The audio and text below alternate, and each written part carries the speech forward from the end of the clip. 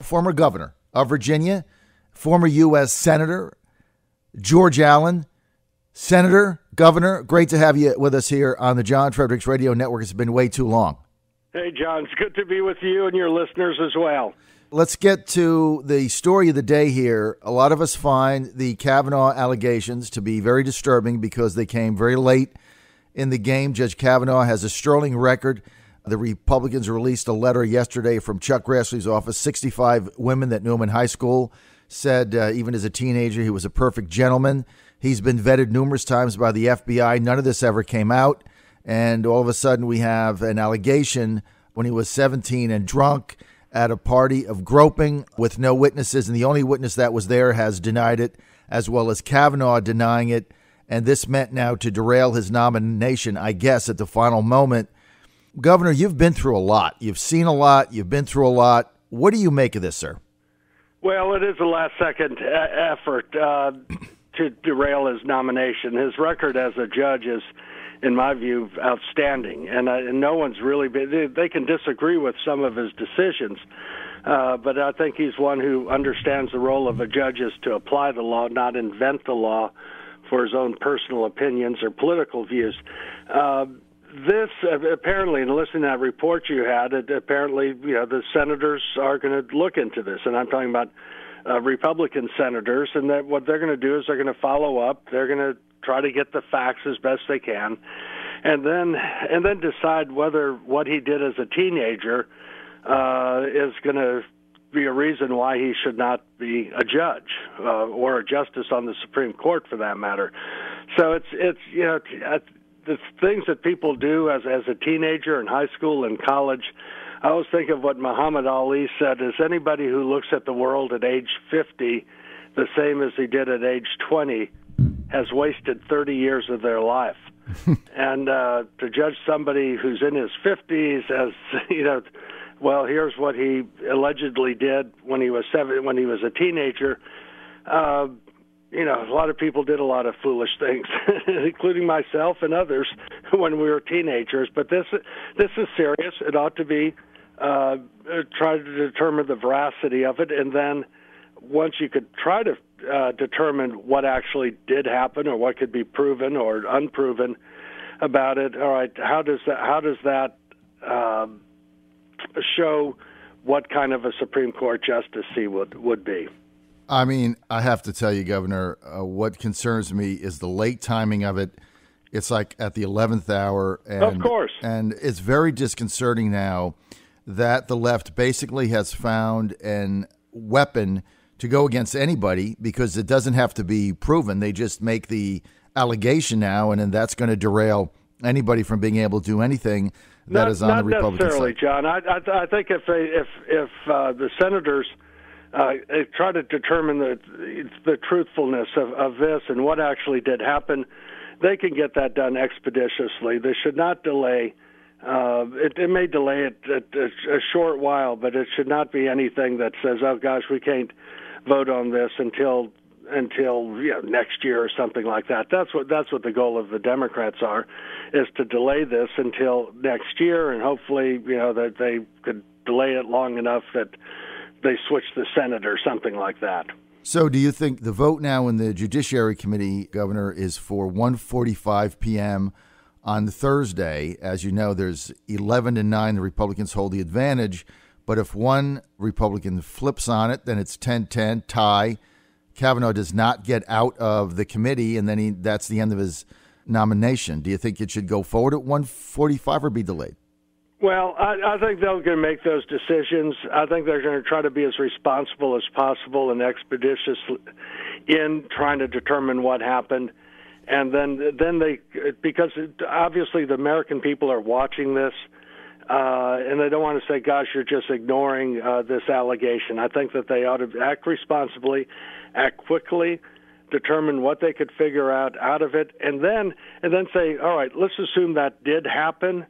Does that really indicate what kind of a Supreme Court justice he would be? And even if all of this is true, I'm not sure how probative that really is as to what kind of Supreme Court justice he will be. The best test of what kind of Supreme Court justice he will be is what's his record as a judge in the D.C. Court of Appeals, and I think that's your best evidence. All right, that makes a lot of sense, and I appreciate that analysis. We're with former Governor of Virginia, George Allen, former U.S. Senator of Virginia, Republican George Allen. You know, one of the reasons we wanted to get you on today, Governor, is these lawsuits going around the country against energy companies. One of them in Oakland was pretty big. Those that are pursuing the lawsuits are not winning, but it's tying up energy companies in a lot of ways.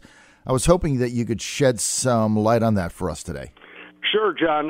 What this is these are frivolous, called nuisance lawsuits, and these specialty lawyers go around to municipalities, and they've been able to beguile Oakland and San Francisco and New York City and apparently even Baltimore, Maryland, to file lawsuits against energy manufacturers. And this matters a lot for us here in Virginia. We employ over 200,000 in Virginia, private sector manufacturing, good-paying jobs. And these men and working men and women contribute over $42 billion to our economy in Virginia. Now, what's the threat? They're saying the threat is these folks are saying, well, because you sold gasoline, this is affecting the weather. And it's really absurd in that these same cities, these municipalities, will have all these dire predictions that the weather's changing, the climate's changing, global warming, and we're going to have all these dire flooding and sea level rises and the storms and all the rest of it. These same cities, municipalities, have bond issues. And so none of this is put into the bond issue. So really, when you have a bond issue, if you're going to issue debt and people buy your municipal bonds, they say, oh, they can't predict any such damages and so forth. And so either they're making false statements in their bond offerings or in their lawsuits. And it can't be both ways. But these are very anti-business lawsuits. And the key for us as people in Virginia is make sure our local mayors and boards of supervisors, city councilors, don't get suckered into these sort of lawsuits, because what we wanted, when I was governor, I would always say we wanted the world to know Virginia's open for business, and we want to be able to say, the Norfolk, Virginia Beach, Richmond, Newport News, we're open for business, and the Commonwealth of Virginia is open for business. And if you file these lawsuits, you're saying, gosh, my goodness, this is what kind of litigation you're going to get from government in Virginia. And so it's something that is a danger. Fortunately, and this is, you were talking about judges, the judge in San Francisco who threw out this case, a U.S. District Court judge, and let me quote this, John. He says, in his opinion, quote, "Our industrial revolution and the development of our modern world has literally been fueled by oil and coal. Without these fuels, virtually all of our monumental progress would have been impossible. All of us have benefited. Having reaped the benefit of that historic progress, would it really be fair to now ignore our own responsibility in the use of fossil fuels and place the blames for global warming on those who supplied what we demanded? Is it really fair, in light of those benefits, to say that the sale of gasoline was unreasonable?" And so he threw that out. The point is if people care about the weather, global warming, climate change, and so forth, the forum to decide what energy policy should be the legislative and executive, not the judicial branch. And that's what you hope for, is that as you recognize that most manufacturers are looking to be more efficient, they have continual improvement, they want to reduce their energy usage because that makes economic sense, and all of us want clean air, clean water, clean land, and a safe working place. And what you're seeing is that manufacturers in the U.S., with innovations and with advancements, are actually reducing their emissions by 10% over the last 10 years, and also increasing the value of American manufactured products. So the goal should be, let's improve the environment, Let's use new technologies. Let's make sure that our energy resources are efficient, reliable, and affordable. Realize that our energy is a blessing, not a curse, and not have these frivolous lawsuits, nuisance lawsuits, driving up the prices, especially for working people, and making our Commonwealth or our country less competitive for manufacturing. Look, I agree with you, Governor, 100%. Any of these decisions should be made at the legislative level, not going through judiciary. But what is the objective here? The people that are doing these suits, what is their end game? What's the objective? Well, they want to hit the jackpot, to be honest with you. If they could get one judge, and even in New York City, they threw out the case, and that judge said that New York City owns and operates the cars and trucks and fire engines, and every judge says, the executive and legislative branches, not the courtrooms, the place to have energy policy. So their goal, these folks are against what are called fossil fuels, which is oil, gas, and coal. But what they want to do is if some judge will let this go through, in other words, not summarily dismissing the case, then they hope that one of the energy companies will then say, oh, gosh, we can't have this go to a jury, this, that, and the other, and we'll get billions of dollars in settlements. And then the other aspect of it is it's undoubtedly their view that oil and gas and coal are bad, and they would like us not to use it as much as that actually helps our whole economy and all the jobs that are related there too. Even in the Hampton Roads area with coal, we have the largest coal port, exporting coal from the U.S. And so, jobs in the railroads, trucking, the miners, all the equipment.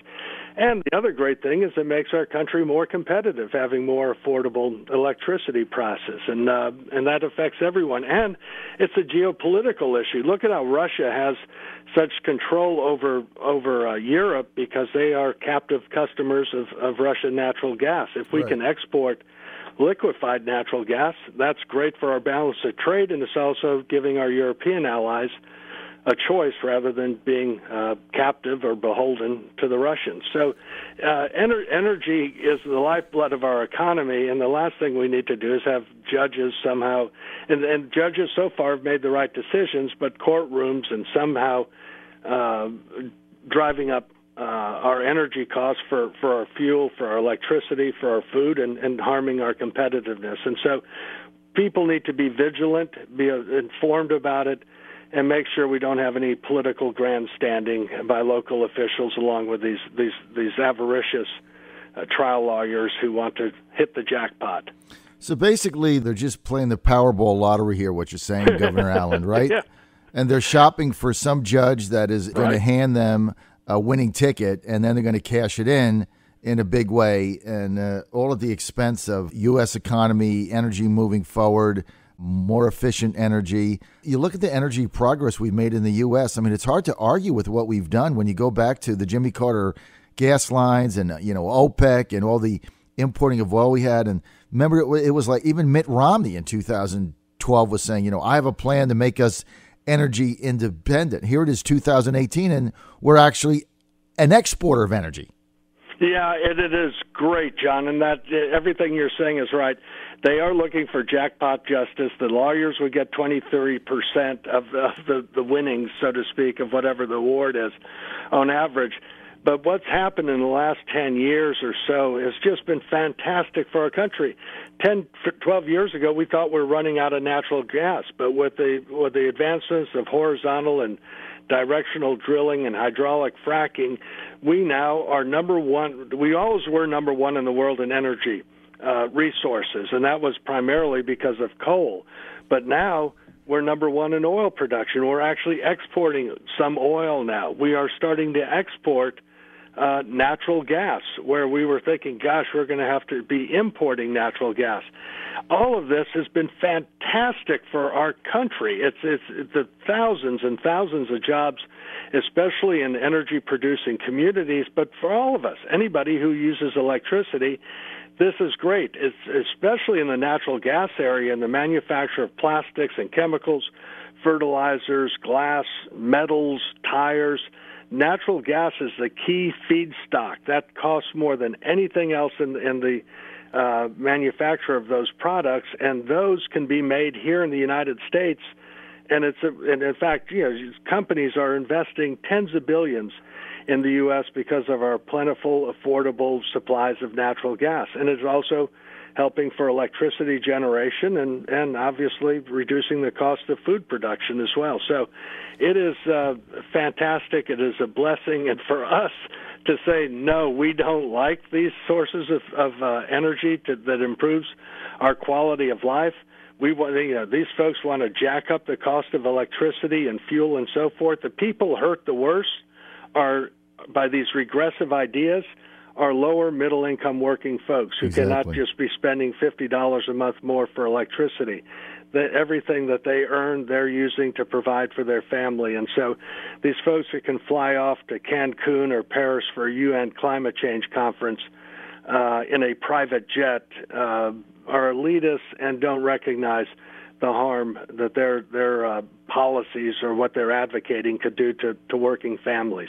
Oh, you're so right. This is such anti-worker, anti-wage earner policy, anti-lower income policy, because all it does is drive up costs for the people that can't afford it the most. And these are the same people who claim to be looking out for their interests. Meantime, as you say, they're jetting around with champagne and caviar in private jets to the Cayman Islands. You're absolutely right with that. These are the limousine liberals. John, everyone loves things made in the USA. Well, gosh, having affordable, reliable energy helps make things in the USA rather than somewhere else. And it's not like energy companies like, let's take Dominion Energy in Virginia, for example. It's not like energy companies like Dominion are just not in tune to renewable sources of energy. I mean, Dominion has made an objective to get up to 15% of their entire energy from solar and wind, and they've invested hundreds of $millions in that technology in order to do that, to augment their production of electricity. So, I mean, it's not like there's, blinders on, but you got to get there, right? You got to get there. And you just can't hit the switch in one day. It would be cost prohibitive, and you wouldn't have enough energy to have this radio show. Right. Well, you don't want intermittent sources of electricity, especially now in our digital age, where manufacturers and for those technology companies, they can't have any sags or surges or any blips in service, and you want to have it affordable and reliable as well. And so you could have some of these other sources of electricity. Generally speaking, the most affordable sources of electricity are hydroelectric and natural gas and coal, probably in that order. Hydroelectric, though, you're limited to where you have the right terrain for that. And that's generally in the western part of the United States, where they can dam up rivers, and so forth. So at any rate, the real rate is what is the rate you have to pay. And it's nice to do all sorts of different things, and solar photovoltaics do have, I think, a future, and I think that that will work out eventually with it. But what most people care about is, what do I have to pay for electricity? And these data centers that are coming in, a lot of them in Virginia, which is great, their biggest cost of operating a data center is electricity for all the cooling of all those servers. So the cost of electricity matters a lot, and for the competitiveness of a state as well as a country. Governor George Allen, former Senator, U.S. Senator George Allen from Virginia, Republican. We're out of time, sir. Thank you. It's always great to have you on.